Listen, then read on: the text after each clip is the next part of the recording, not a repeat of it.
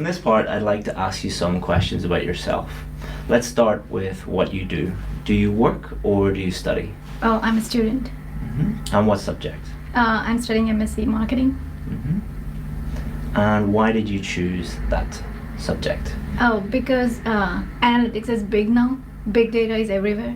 And I had a previous experience in SQL, so I decided to come here and study analytics. Mm-hmm. And what do you hope to do with that degree after you finish? Oh, I hope to work as a data scientist in the future, yeah. Why? Like I said, like big data is everywhere, and I really like SQL and data. I like everything about data. Mm-hmm. So this degree gives me the opportunity to study it in more detail than I knew previously. Mm-hmm. So I think, yeah, it is a good opportunity to start a career in data analytics and data science. Okay, now let's talk about your free time. What do you like to do in your free time? Since the past year, I haven't really had too much free time, but usually I just like to read, travel, talk to, like meet my friends, and I also volunteer during the weekends. And do you prefer to spend your free time indoors or outdoors? Depends on the weather. If it's raining, I don't like to go outside, but most of the time, yeah, I would like to go outside that rather than stay in my room. And what did you like to do in your free time when you were a child? Oh, I used to read a lot. Just keep reading books all the time. So I never used to like go out and play much. I used to get scolded a lot by my parents, like go out and play with kids your age, but I always used to stay indoors and read. And what are you going to do in your free time this weekend? Oh, this weekend, like I said, I volunteer. So I volunteer at the Macmillan Cancer Support. So I would be going visiting patients and providing counseling to them. Mm-hmm. Yes. So now let's talk about travel. Do you like to travel? Yes, I do. Why? Because I like getting to know other countries, their culture, how people live, like what they like, stuff like that. It's interesting to me. Mm-hmm. And where is a popular tourist destination in your country? Oh, in my country, people mostly like to go to Europe because it's like colder, and I come from a very warm country, so it's like a pleasant change for them. So most of us would like to go to America or anywhere in the Europe where it's colder. Mm-hmm. Is traveling abroad very popular in your country? Oh yes, it is. It is quite popular. So people mostly go travel during the summer, but it's always summer in India. So yeah, I think movies have a huge role to play in it because they show all these destinations where there is snow-covered mountains and all, and that's very fascinating for us because we don't really get snow, at least not where I come from. And where would you like to travel to in the future? Oh, there are still a lot of places in India that I haven't seen, so I might go out there as well. And I really like Bali. So Bali and Greece, yes. So I'm going to give you a topic, and I'd like you to talk about that topic for 1 to 2 minutes. You'll have 1 minute to prepare before we begin, and you can make some notes. Do you understand? Yes. Okay, let's begin. Okay. The type of clothing that I like to wear is mostly generally casual, but I wear different types of clothes on different occasions like everyone else, I suppose. So like regardless of the weather, in India we have a lot of festivals, so usually I do like to wear casual clothes, but like just a jeans and a t-shirt. But like on occasions, on festive occasions, I wear like traditional Indian clothes, and I get them specifically made because they like you can't really buy like traditional Indian clothes in the malls and all.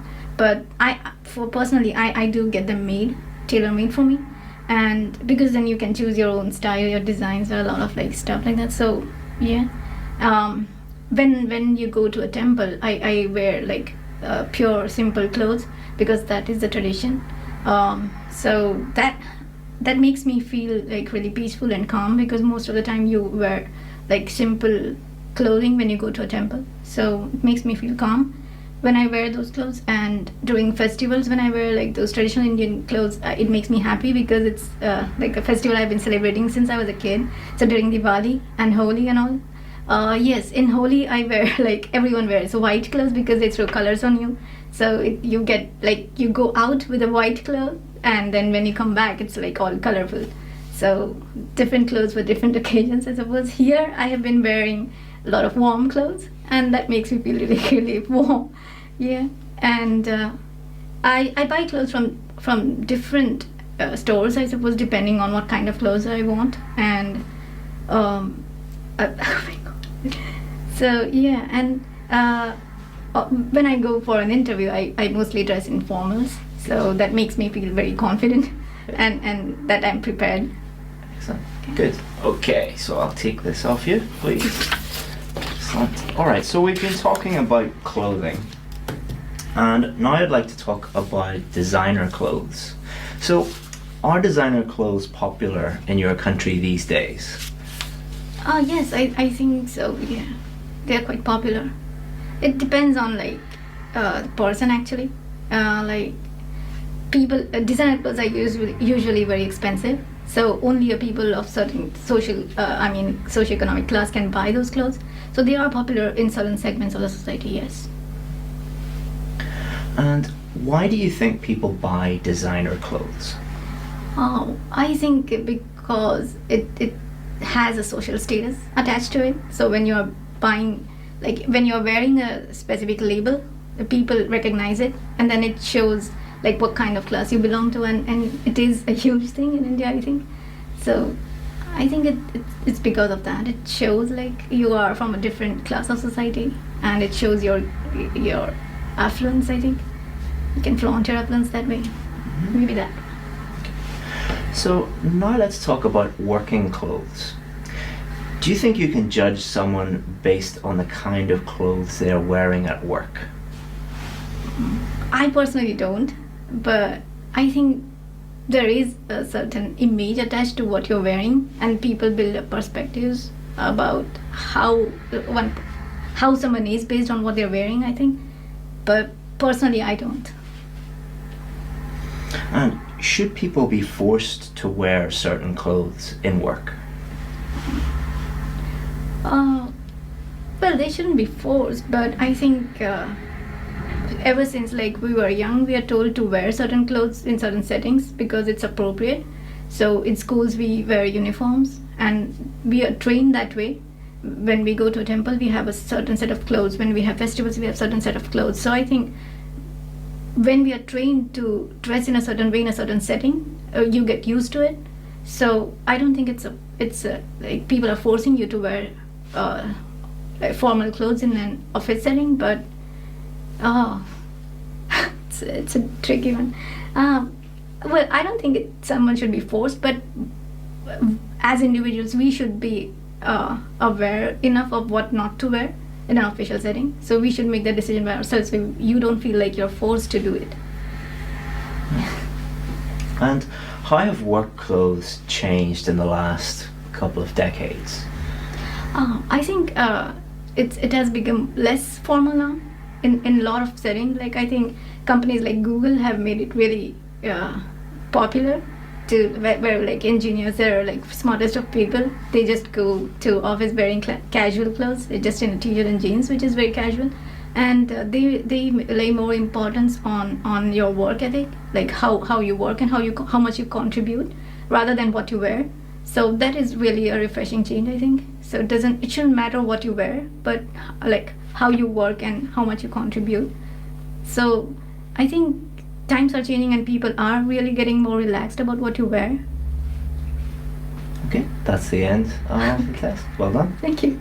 So the speaking test has 4 criteria. So pronunciation is number 1. Then we have lexical resource, which is just another way of saying vocabulary. And then we have grammatical range and accuracy, so let's just call that grammar. And then we have fluency and coherence. Okay, so let's start off with pronunciation. So I could understand 100% of what you were saying, which is very, very important. If the examiner couldn't understand 100% of what you were saying, then they probably would give you at least a 6 or below for pronunciation, but I could understand 100% of what you were saying. You do have a tiny little bit of, we call accent interference, but that didn't stop me actually understanding what you said at any time. It was very, very easy to understand what you were saying. Now, we'd also think about higher level pronunciation features, things like intonation, sentence stress, word stress, connected speech, and you're actually at a very high level in terms of the higher level pronunciation features. So for pronunciation, I would give you a band 8, because I can understand 100% of what you're saying without any effort whatsoever, and you have a very strong use of those higher level pronunciation features. In terms of vocabulary, your accuracy is very, very good. You rarely slip up in terms of your accuracy for vocabulary, and your range is also very, very good. You have some topic-specific words for nearly everything that I ask you for.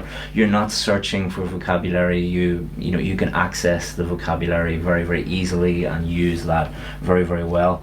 I think for you, if you were to do the IELTS test again, I would encourage you during your preparation to take some more chances with vocabulary and maybe show how broad your vocabulary actually is, because I think your vocabulary is much, much broader than what you actually showed there today. But we didn't give you any coaching or anything like that before we did this.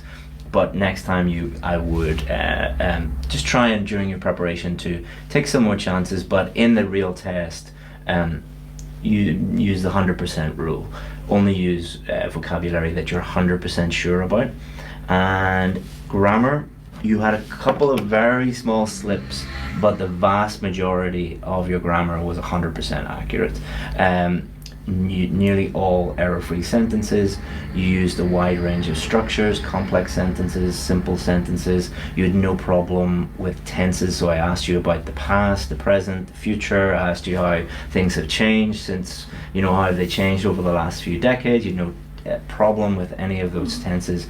So your grammar is probably your strongest point. I have no worries really with your grammar. You had a couple of little small problems, but that is totally natural. Even native speakers have little slips. So for your grammar, I would give you a band 8 as well, and for your vocabulary, I would also give you a band 8. But that would be something that I would, if you were to do the test today immediately, you might get a 7 for vocabulary if you didn't show the range of vocabulary that you're capable of. So if you were to do the test tomorrow, I would say, just use some more advanced adjectives and nouns and show how good your vocabulary actually is. Your fluency is also very, very good. You don't speak with any noticeable effort, so you don't have to think about the grammar, the vocabulary. Linguistically, you're very advanced, so that doesn't affect your fluency, and you're able to speak without much effort at all.